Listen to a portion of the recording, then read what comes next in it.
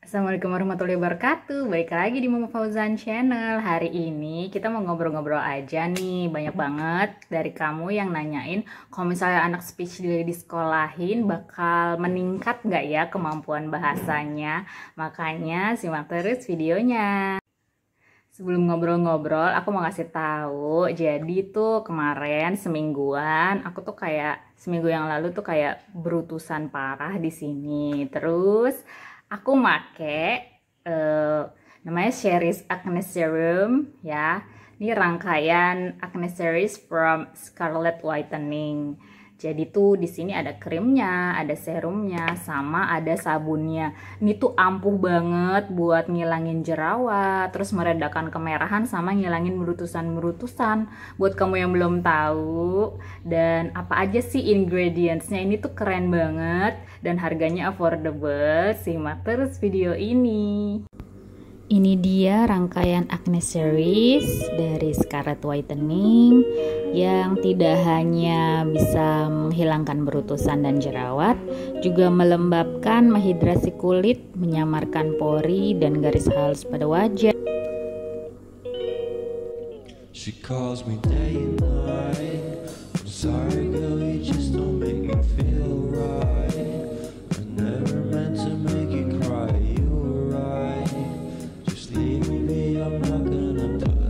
Facial wash Scarlet formulanya sangat lembut, jadi selain membersihkan kulit, sabun ini mampu meningkatkan kelembaban dan elastisitas kulit.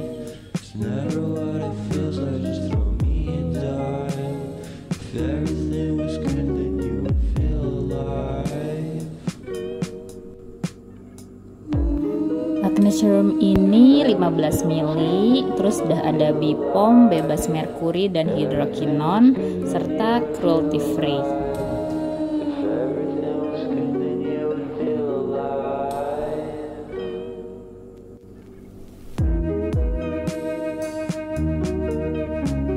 Teksturnya ringan banget, kayak air, mudah meresap ke kulit, nggak lengket sama sekali.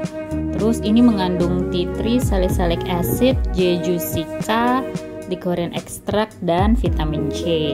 Jadi semuanya ini untuk namanya menenangkan kulit dan juga membantu menyembuhkan jerawatan.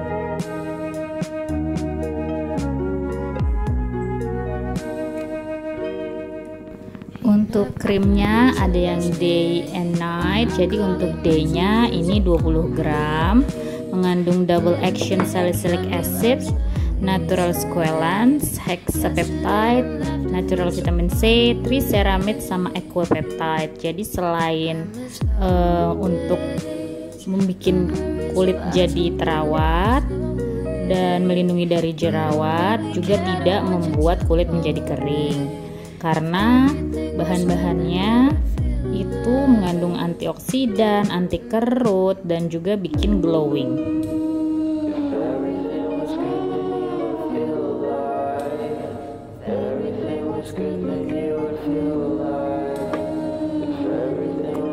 Kalau yang beda dari yang night adalah ingredientsnya tuh ada CM Egnatu yang berfungsi sebagai antibakteri dan pour away untuk mengencangkan pori.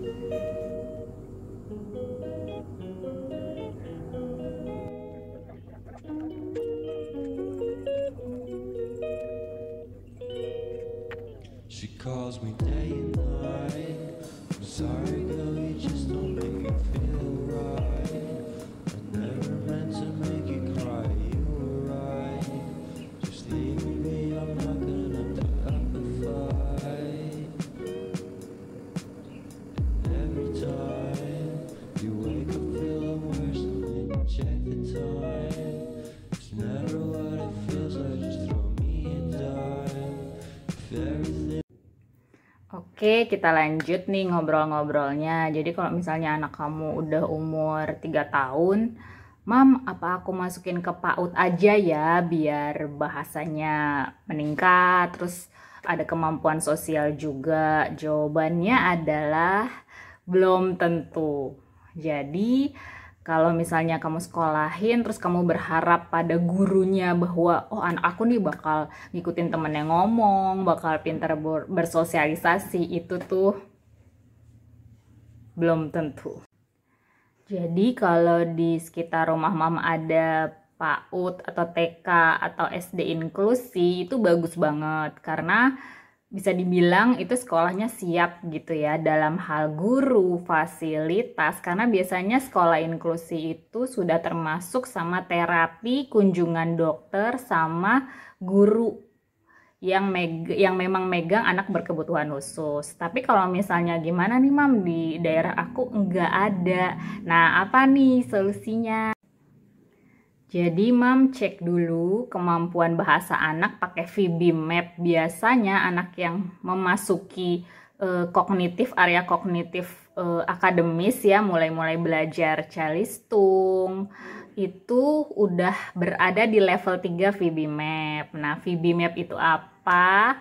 Silakan klik di description box atau di sini. Jadi kalau anak Mam sudah bisa merangkai kalimat sederhana ya, terus sudah bisa ngikutin perintah, sudah bisa mendengarkan dengan baik, kontak mata dengan baik, itu bisa Mam sekolahin, dia bakalan nyambung nih sama gurunya, sama teman-teman. Tapi kalau misalnya kontak mata aja kurang, anaknya kabur-kaburan, ini tuh kalau sekolah biasanya tuh nggak bisa gitu ya.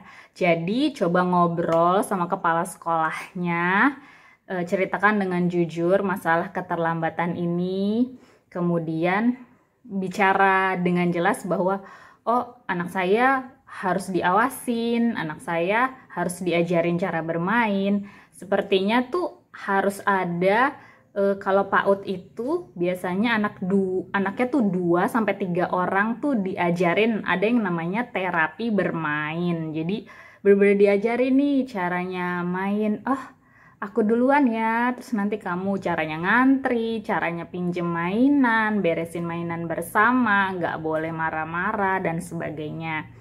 Nah, itu tergantung juga kepala sekolahnya. Menurut aku, kalau sekolah biasa kemudian dia, oh ya udah Mam, kita coba aja, sepertinya gurunya menyanggupi. Jadi nggak bisa nih satu kelas anaknya banyak-banyak gitu ya. Mungkin 2 atau 3 orang aja. Kemudian juga diajarin setiap hari tuh ada kegiatan aktivitas fisik. Kemudian ada masukin sensori integrasi di situ, jadi nggak cuma kayak mengenal huruf, mengenal angka, itu kayaknya belum nyambung banget gitu, karena nanti jadinya nggak fungsional. Jadi yang kita mau cari adalah kemampuan anak ini bicara yang fungsional, yang maksudnya yang dia butuh, kayak dia bisa minta, dia bisa respon, dia bisa nurutin perintah, dia bisa main, itu dulu. Jadi kalau misalnya anak Mam udah 4 tahun, nih Mam gimana ya? Kalau misalnya emang terlambat ya masukinnya ke PAUD. Terus misalnya 5 tahun, wah ini gimana ya Mam?